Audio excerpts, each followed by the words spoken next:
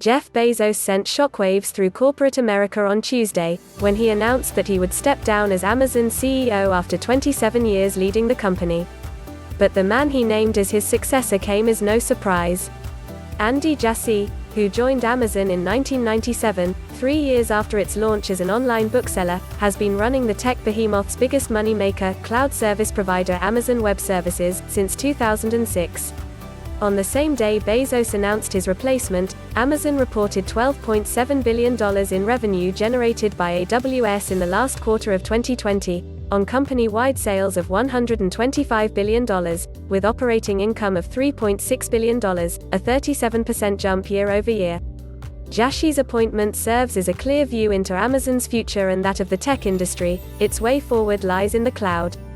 Just as Satya Nadella was made CEO of Microsoft in 2014 after leading its Azure cloud division, Jassy will lead Amazon with an intimate understanding of an industry that hosts much of the world's data and computing power. There has always been a debate about whether AWS could be a bigger business than Amazon, says Todd McKinnon, CEO of cloud software company Okta. This is a vote for the answer to that question, which is probably yes. The so-called cloud has become the technological backbone to much of the corporate world, yet is largely invisible to consumers who use the cloud every time they scan a QR code menu at their local restaurant or watch Netflix films. Since launching more than a decade ago, AWS has been at the forefront of the cloud sector, and become the industry's biggest vendor with more than 30% of the global cloud market.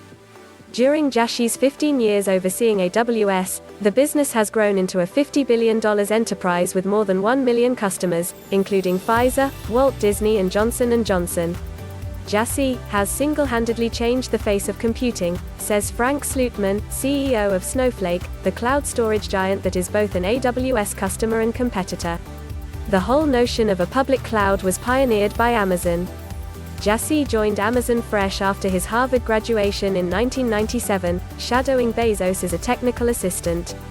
In the early 2000s, the two men came up with the idea to outsource computer networks, years before other tech giants like Microsoft and Google began toying with the concept of what was then called infrastructure as a service.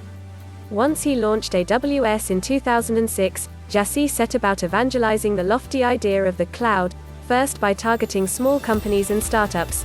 The idea that a multinational conglomerate would outsource computer infrastructure was still a hard sell.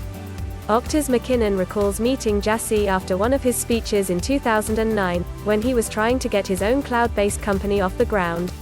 No one was all in on cloud, McKinnon says. Jassy proved it would work.